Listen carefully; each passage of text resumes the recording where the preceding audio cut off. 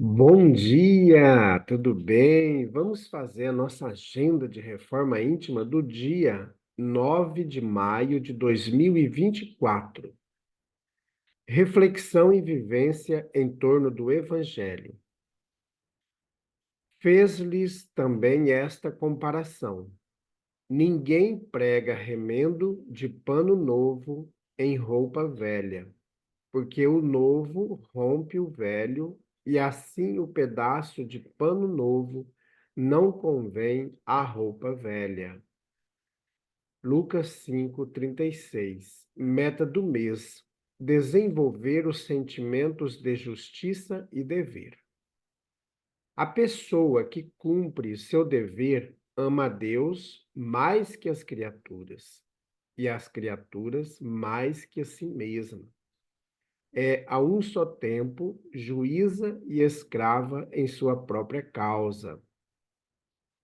Espírito Lázaro na obra O Evangelho segundo o Espiritismo.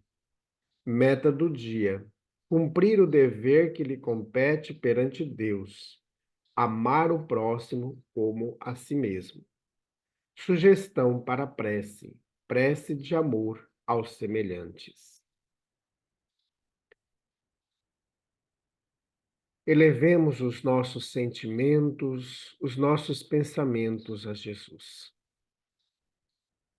Amado Mestre Jesus, nós queremos colocar em tuas mãos todos os nossos semelhantes, principalmente aqueles que estão em sofrimentos, em provações, em expiações. Que o seu amor seja com cada um deles e que também possa provocar em todos nós o desejo da transformação, da reforma íntima. Graças a Deus. Meus amigos, hoje, quinta-feira, é dia de estudo e também de reunião administrativa. Como que nós fazemos? Numa quinta-feira, nós estudamos uma obra espírita e na outra quinta-feira nós temos a reunião administrativa, que delibera sobre ações da Casa Espírita. Então, nós estamos estudando essa obra aqui, Direção no Centro Espírita. E nós vamos estudar hoje do capítulo 2, que vai falar de Jesus, a direção de Jesus. Então, vai trazer para nós esta questão do Jesus como modelo, como guia, colaborador na construção da terra. Jesus, um exemplo de fraternidade, de amor. Então, é um assunto muito gostoso. Então, vem estudar com a gente às 7:30 da noite. Vai ser pela plataforma Zoom, tá bom? Meus amigos, eu quero falar para vocês sobre o Clube do Livro Espírita. Você já viu falar sobre o Clube do Livro Espírita? Então, o Clube do Livro Espírita tem esse símbolozinho aqui nos livros, né? O que que acontece? O Clube do Livro Espírita é um grupo de pessoas que auxiliam na divulgação da doutrina espírita. Então, quando você adere a esse clube, você está auxiliando as casas espíritas na divulgação do Evangelho do Cristo, na divulgação de obras, obras fundamentadas, obras pesquisadas, estudadas, para ver se realmente elas não são obras que afrontam a doutrina espírita. Tem muitas obras mediunizadas, mas que não são espíritas, porque elas ferem a base da doutrina espírita, aquilo que não está descrito nas obras kardecianas, né? Então, essa obra aqui, O Florescer do Amor, na casa espírita nossa, nós utilizamos a contribuição de R$ 30. Então, você contribui com R$ 30 todos os meses e você recebe um livro. Esse livro, se você for pedir pela internet, ele vai chegar para você em torno aí de R$ 60, R$ 70, porque o frete está custando muito caro, né? Então, é quase que o valor do livro, o frete. Então, nós vamos E adquirindo na Casa Espírita, além de você ter um livro todos os meses, você está colaborando com o trabalho da evangelização. Porque quando você auxilia na aquisição de um livro, você vai estar ajudando a Casa Espírita a comprar mais livros. A nossa Casa Espírita faz doações de livros. Nós temos a campanha do esclarecimento Chico Xavier, e a gente usa muito durante as rotas, quando a gente faz as rotas também. E dificilmente a gente consegue voltar para buscar esses livros, então acabam ficando para doação. Então, você auxilia. Há muitos estudantes que não têm condição de comprar o livro, então você vai estar ajudando a Casa Espírita a doar esses livros também para os estudantes. Tá bom? E esse livro aqui, ele vai falar de dois irmãos, o Daniel e o Isaac, que eram, faziam parte da religião judaica e eles gostavam de uma moça chamada Ana. Porém, um dos irmãos engravidou a Ana. Só que esse irmão que engravidou, ele desencarna por causa do acidente. E o outro que ficou encarnado, ele se desespera porque os irmãos eram muito ligados. E aí ele se frustra com a fé. Então nós vamos ver aqui que esses personagens vão passar por esse processo de desilusão, da desesperança. Mas como que eles se fortaleceram para poder continuar vivo na tarefa, né? O que aconteceu, será, com o filhinho da Ana? Quando o Daniel descobriu que que o irmão que o irmão tinha morrido, mas que deixou a Ana grávida. Nós não sabemos. Então vamos ver o que conta essa historinha. Muito bem, meus amigos. Você também pode, com o Clube do Livro Espírita, olha, eu não sei ler, por exemplo, eu não tenho tempo, mas se você faz parte, você vai estar ajudando a Casa Espírita e você pode doar o seu livro para outra pessoa. Viu como que é interessante? Então, vem participar conosco, seja sócio do Clube do Livro Espírita. Mais esclarecimento, entre em contato com a gente pelo WhatsApp 66 984 66 7110. Meus amigos, nós estamos estudando há 60 dias a obra O Evangelho por Emmanuel, Comentários ao Evangelho segundo João. Então vamos lá para a nossa mensagem. Vai e a partir de agora não peques mais. Evangelho de João, capítulo 8, versículo 11. Preserva a ti próprio. A semente valiosa que não ajudas pode perder-se. A árvore tenra que não proteges permanece exposta à destruição. A fonte que não amparas poderá secar-se. A água que não distribuis forma pântanos. O fruto não aproveitado apodrece. A terra boa que não defendes é asfixiada pela erva inútil.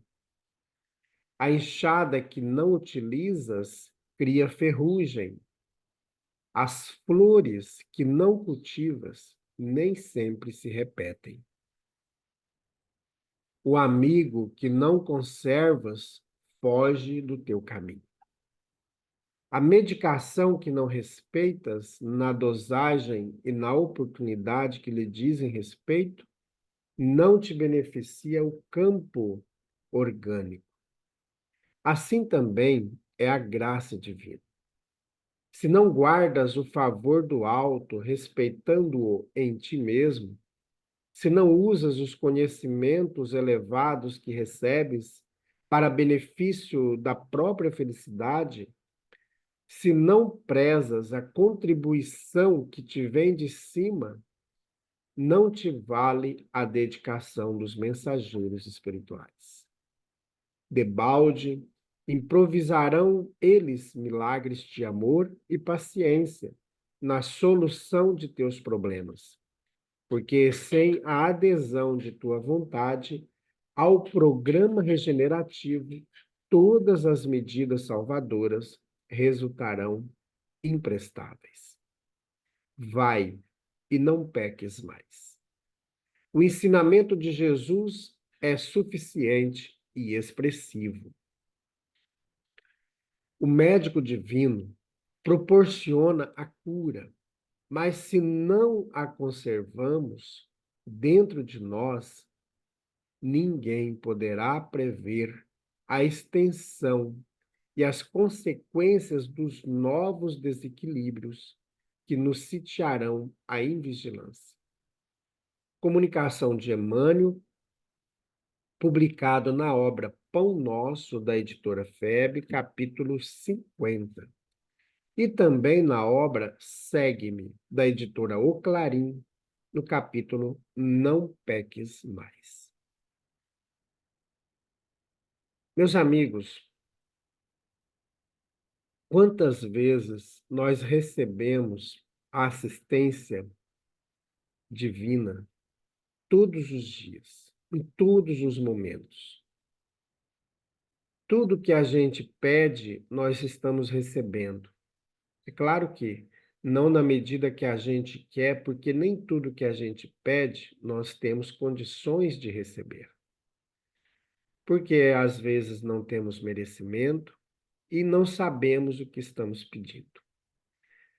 Pense aí, você que é pai, que é mãe, o tio ou avô, quando o seu sobrinho, seu filho, seu neto pede alguma coisa, você dá tudo que ele pede? Provavelmente não. Assim também, Deus para conosco. Então, nem tudo que a gente pede nós vamos conseguir. E nós temos que sair desse patamar de ficar fazendo barganha com Deus.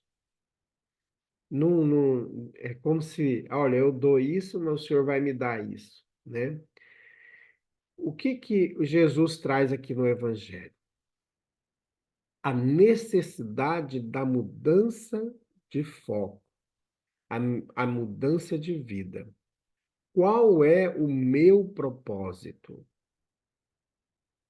Quais são as minhas preocupações aqui na Terra?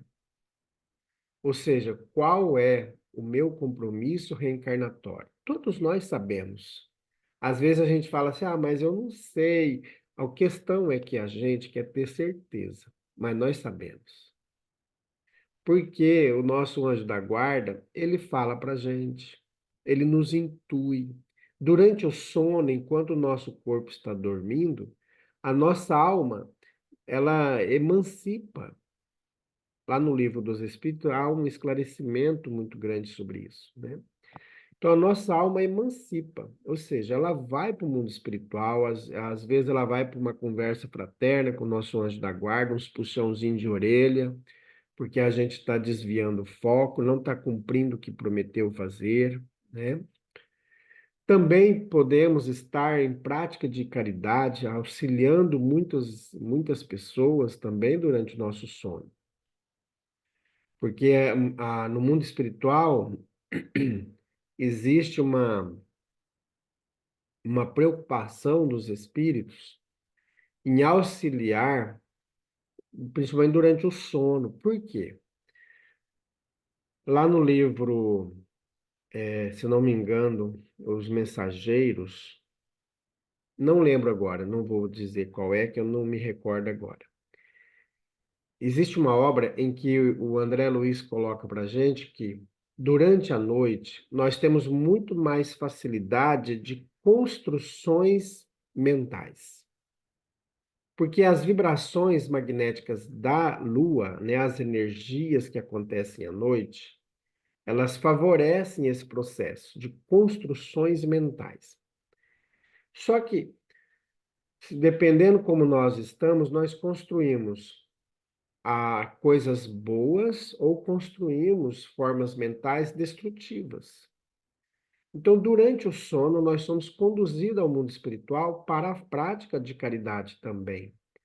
Lá na obra Memórias de um Suicida, quando a equipe do Camilo, eles estão já está pronta para vir para a crosta terrestre em auxílio, então eles ficam 2 meses aqui na região brasileira, mais precisamente ali no entorno do Sudeste, né, naquela região, para auxiliar tanto as casas espíritas que estavam trabalhando, como também outros grupos religiosos que trabalhavam na, no auxílio aos irmãos suicidas. Então eles vieram, ficaram 2 meses assistindo, estão trabalhando, porque nós, durante o nosso sono, nós vamos para o mundo espiritual. Então, às vezes, eles vão ouvir a gente vai falar das nossas questões íntimas, né?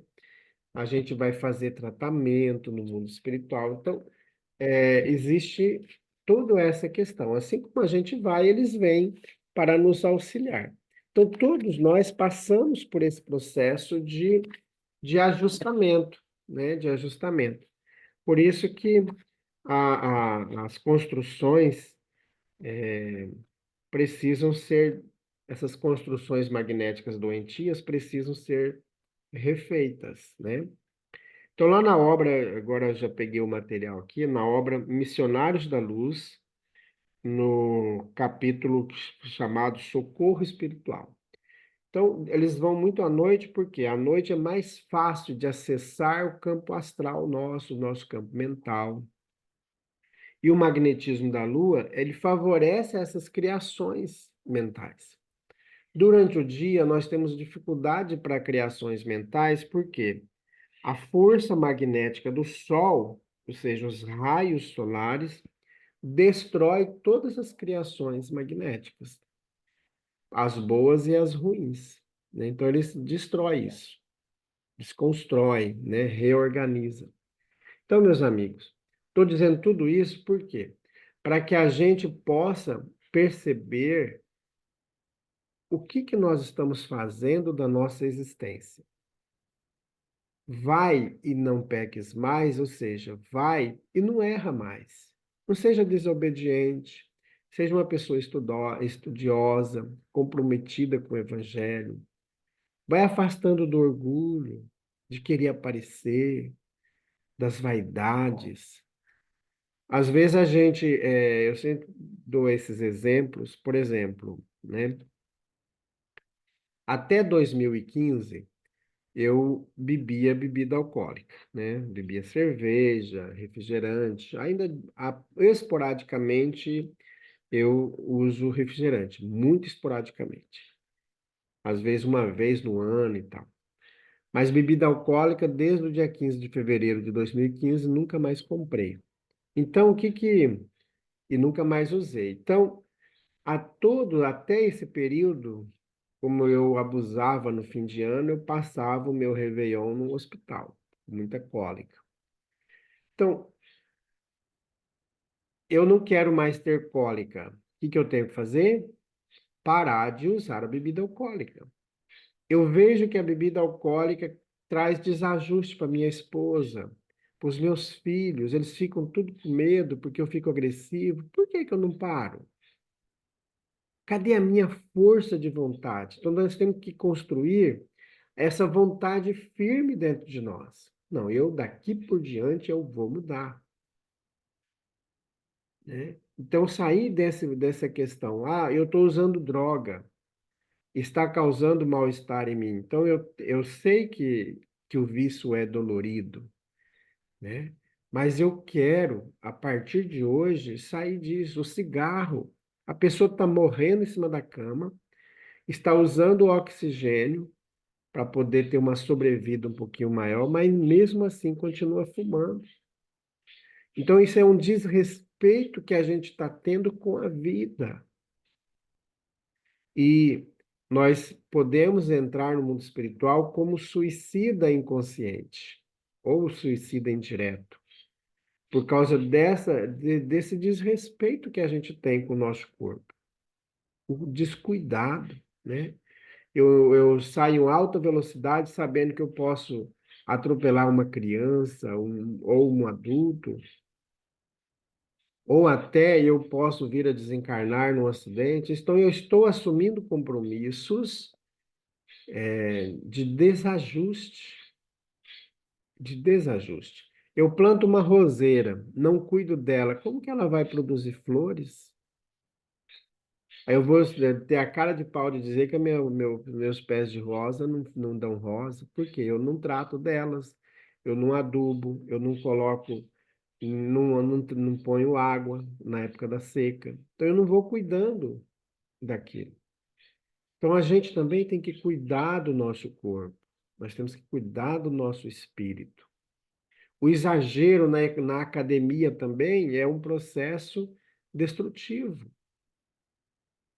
Então a gente fica naquela ânsia, dietas e mais dietas também é ruim, porque a gente vai detonando o nosso corpo físico. Então a gente tem que ter o bom senso de compreender até onde é o limite do nosso equilíbrio, né? Para que a gente possa continuar nesse processo de proteção da nossa vida. Então, meus amigos, essa chamada de atenção de Jesus, vai e mude. Ele dizia isso para muita gente que ele curava. Olha, estou te curando, mas esse problema que você tem aí foi causado porque você é invigilante, porque você não cuida direito das coisas, você não cuida da tua vida. Aí você vai ter esse problema. Então muda a maneira que você está vendo a vida. Então é isso, meus amigos, nós temos que mudar. O Evangelho de Jesus, ele vai provocar transformações em nossa vida se nós quisermos mudar. Senão a gente vai ficar só no discurso, só no discurso. E daqui a pouco nós não vamos convencer ninguém, porque as pessoas vão perceber que a gente não vive o que fala. Então é importante a gente modificar-se. É um esforço tremendo que a gente tem que fazer, porque a gente sempre aprendeu a fazer errado. Hoje nós estamos tentando aprender a fazer certo. Então, é por isso que não é fácil. É a mesma coisa quando a gente escova a boca. A primeira vez machuca, sangra, porque a gente não tem costume. E às vezes a gente está usando a escova errada. A mesma coisa é na nossa encarnação, né? Então a gente tem que ajustar a nossa conduta, modificar-se, tá bom? Então vamos fazer prece nesse instante.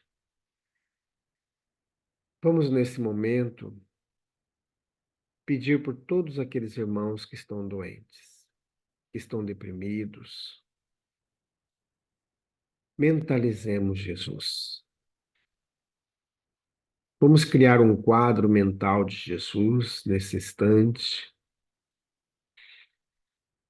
visitando a cidade de Jericó, entrando na cidade, a população comprimia Jesus, e ao fundo alguém gritava: Jesus, filho de Davi, tem compaixão de mim. E, devido ao barulho da população, ele achava que Jesus não o ouvia e gritava ainda mais alto. E Jesus, ao perceber, aproxima dele e diz: que queres que eu faça? Ele diz: Jesus, que eu veja. E Jesus diz a ele: então veja.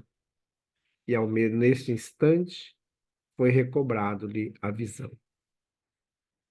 Então, diante dessa cena de Jesus com o cego Bartimeu, vamos também nós aproximar de Jesus. Vamos aproximar. E vamos perceber que Jesus pergunta para a gente: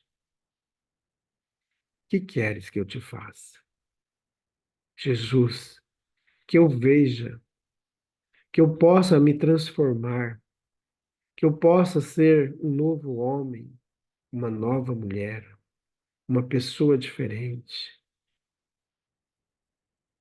Amado Mestre Jesus, nesse instante, com esses raios luminares que estão adentrando em nosso ser, porque quando Jesus olhou para nós, ele começou a irradiar, e esses raios luminosos adentram o nosso corpo, vai reorganizando o nosso campo celular, todo o nosso sistema nervoso central, todo o nosso sistema respiratório, nosso sistema cardíaco, nosso sistema endócrino, tudo em nós começa a se modificar. Cura-nos, Jesus, das nossas imperfeições morais. Que possamos, de hoje em diante, ser criaturas novas. Fica conosco. Graças a Deus, que Deus seja louvado. Meus amigos, tenhamos um bom dia. Fiquemos em paz e que Deus nos abençoe a todos.